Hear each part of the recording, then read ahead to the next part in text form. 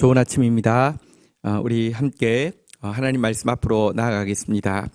주님의 말씀 속에 담겨 있는 보배는 우리의 삶을 새롭게 하고 또 하나님께서 계획하고 있는 삶을 살 수 있는 능력을 넉넉히 우리에게 줄 것입니다.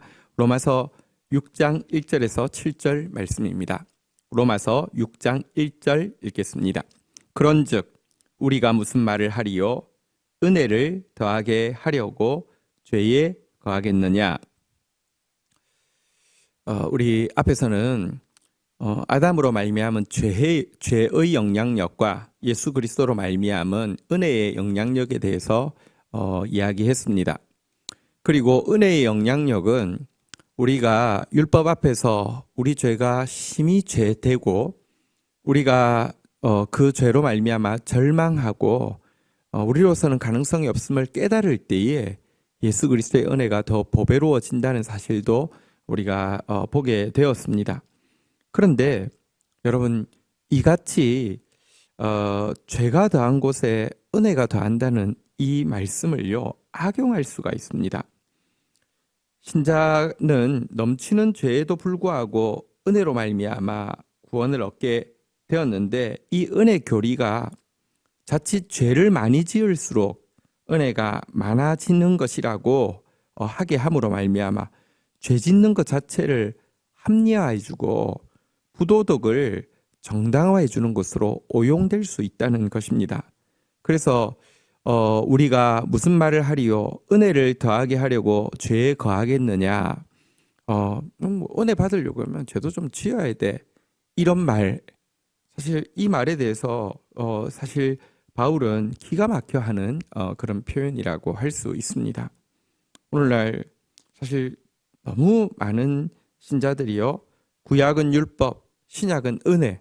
나는 신약 시대에 있기 때문에 나는 범죄해도 괜찮아. 어차피 내 의의 행위를 가지고 구원받는 게 아니라 하나님의 은혜로 구원받아. 이러면서 죄를 쉽게 합리화합니다. 그리고 죄를 좀 지어야지 은혜가 더 보배로워져. 이렇게 이야기하면서 이제 그냥 죄 짓는 것에 대해서 가책도 없습니다. 정말 잘못된 것입니다. 은혜는 부도덕을 합리화해 주는 것이 전혀 아닙니다. 그러나 이 논리적 딜레마에 대해서 사실 정확하게 해결할 필요가 있습니다. 이 때문에 바울이 지금 이제 이 주제에 대해서 다루고 있는 것입니다. 6장 2절 보겠습니다. 그럴 수 없느니라. 죄에 대하여 죽은 우리가 어찌 그 가운데 더 살리요.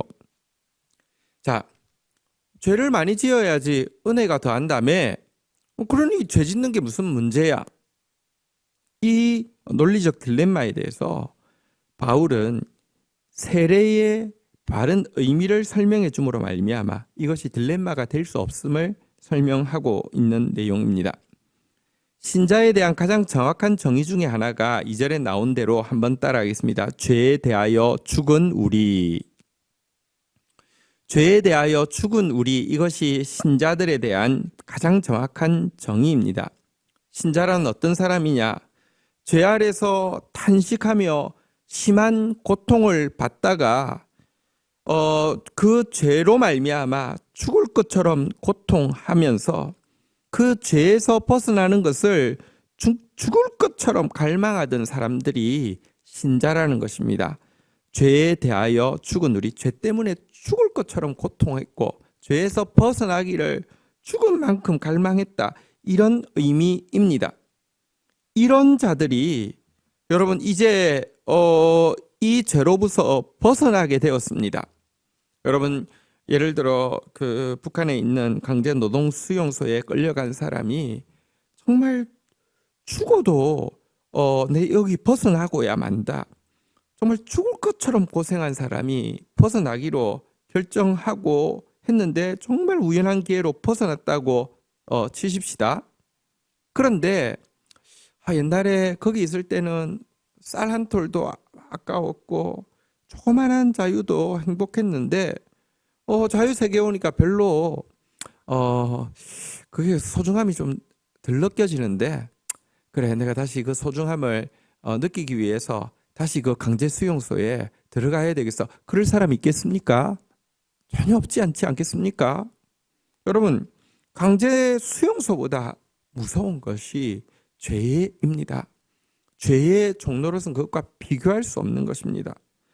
죄에 대하여 죽은 우리가, 하나님 은혜로 말미암아 죄로부터 벗어난 우리가 어찌 그 가운데 더 살려 다시 내가 어떻게 들어갈 수 있겠느냐라고 이야기하고 있는데요. 세례의 의미가 뭔지 아십니까? 로마서 6장 3절 한번 보도록 하겠습니다. 무릇 예수 그리스도와 합하여 세례를 받은 우리는 그의 죽으심과 합하여 세례를 받은 줄 알지 못하느냐. 세례라는 것이 무엇이냐고 하면요, 정확하게는 그냥 이제 의미이기 때문에 우리는 세례라는 용어를 쓰지만, 워낙 예수님께서 하시던 세례 형식은 물속에 푹 잠그는 것이죠. 그래서 형식적으로 보면 침례가 더 맞습니다. 그러나 여러분, 물에 푹 잠궜다고 효과가 있고 물을 이렇게 얹었다고 효과가 없다, 이런 뜻이 아니라 그 의미는 세례든 침례든 동일한 것이죠. 침례를 받을 때 어떻게 합니까? 두 가지로 나눠집니다. 하나는 사람을 물속으로 처박아 넣습니다. 물에 처박아 넣는다는 것은 무슨 뜻입니까? 죽는다는 뜻입니다. 세례는 예수 그리스도와 합하여 세례를 받는다는 것은 그의 죽으심과 합하여 세례를 받는다는 것입니다. 먼저 죽는다는 것입니다. 예수 그리스도의 죽음이 내 죽음이 되었기 때문에 여러분, 우리에게 이제 구원의 길에 열릴 수 있는 것인데요.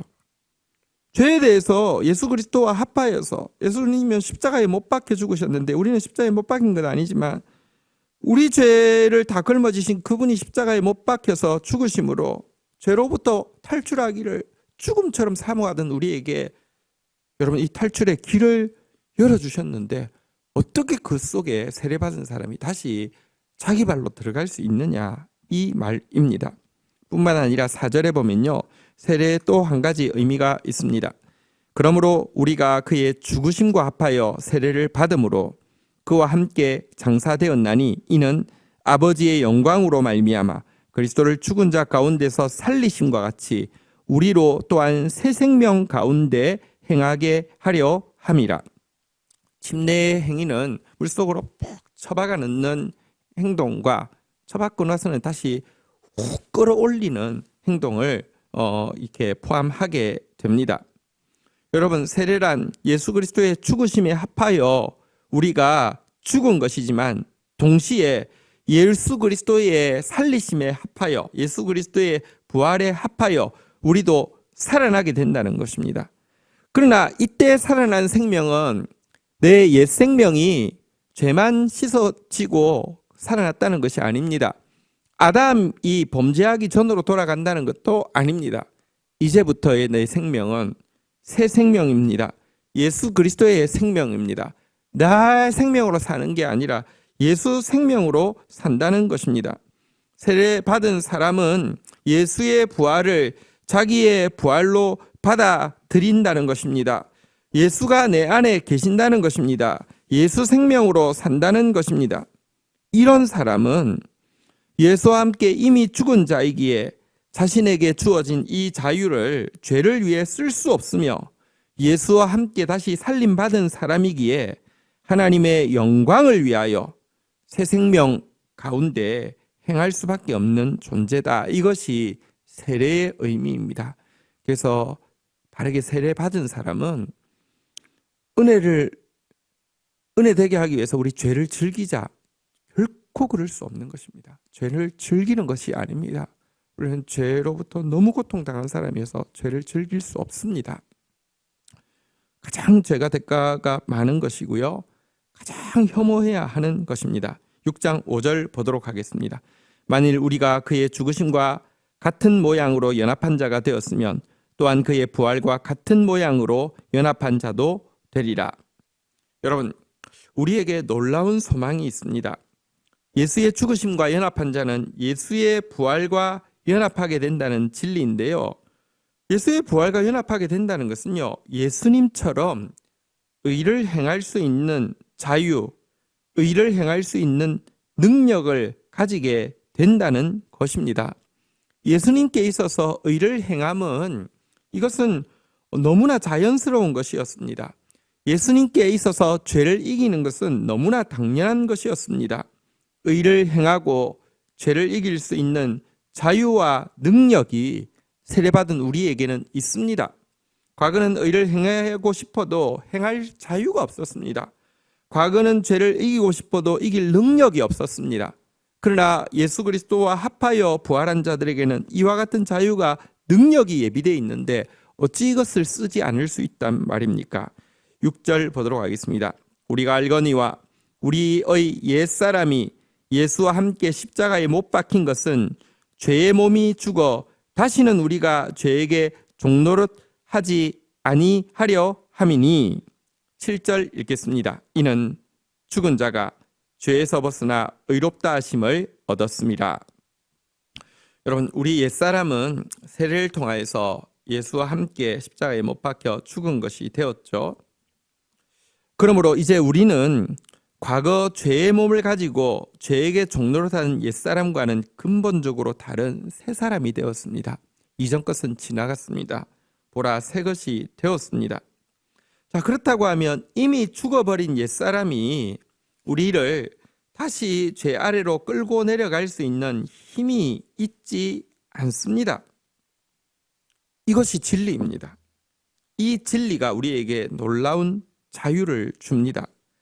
참으로 우리는 죄에서 종노릇하는 옛사람으로부터 온전히 해방된 새 사람으로서 살 수 있는 것입니다.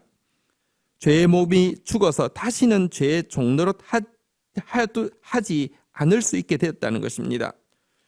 이미 죽은 자가 죄에서 벗어나서 의롭다 하심을 얻게 되었기 때문에 다시는 죄의 옛사람이 우리를 죄 아래로 끌고 내려갈 수 없게 되었다는 것입니다. 우리 이렇게 이야기할 수 있습니다. 내가 어쩔 수 없어서 죄 지었어. 아니요. 이제 더 이상 그런 시대에 우리는 있지 않습니다. 옛사람은 우리를 죄로 끌고 갈 힘이 없고요. 새 사람은 죄의 존재가 아닙니다. 새 사람은 죄를 이길 수 있는 능력을 가지고 있습니다. 이 진리가 우리에게 놀라운 자유를 줍니다. 진리가 우리를 자유케 합니다. 진리에는 힘이 있습니다. 오늘 이 진리를 오늘도 누리고 선포함으로 말미암아 참으로 세례받은 자로서 이 세례의 은혜, 주와 함께 합하여 죽고 주와 함께 합하여 살아서 이제는 우리의 자유와 능력을 새 사람으로서 하나님의 뜻을 행하는 데 사용하는 저와 여러분들이 되기를 주의 이름으로 축복합니다. 주신 말씀 붙잡고 하나님 앞에 나아가 기도하는 시간 가지도록 하겠습니다. 제가 기도하겠습니다. 하나님, 감사합니다. 죄가 더한 곳에 은혜가 더하게 하여 주셔서 절망 가운데 있을 때 우리에게 이 은혜로 말미암는 의를 허락하여 주셨고, 사망의 종노릇하고 있던 우리에게 생명의 왕노릇할 수 있는 새로운 삶을 열어주신 것을 인하여서 감사합니다. 그러나 우리 속에 만물보다 부패한 거짓이 있기에 끊임없이 은혜를 위해서 죄를 합리화하는 그런 악한 거짓이 들어와 있음을 인정합니다. 하나님, 그러나 오늘 진리로 말미암아 분명히 죄를 은혜를 위해서 합리화하며 사용할 수 있는 가능성이 없음을 분명히 보게 하셨사오니 진리의 빛 앞에 우리 정확하고 정직하게 설 수 있도록 인도하여 주시옵소서. 예수 그리스도와 합하여 세례를 받았습니다. 과거 죄로 말미암아 죽을 것처럼 고통했고 죄에서 벗어나기를 죽을 것처럼 갈망하던 우리를 위해서 예수 보내주셔서 무서운 죽음을 죽으심으로 말미암아 우리를 벗어나게 했는데 다시 죄 가운데 자진 납세하며 들어가는 어리석음과 사악함에 우리 빠지지 않게 하여 주시옵소서. 뿐만 아니라 예수와 합하여 부활하여서 이제는 예수님처럼 의를 행할 수 있는 자유와 예수님처럼 죄를 이길 수 있는 능력을 주셨는데 이 자유와 능력을 처박아 놓고 쓰지 않는 악하고 게으른 자 되지 않도록 주여 역사하여 주시옵소서.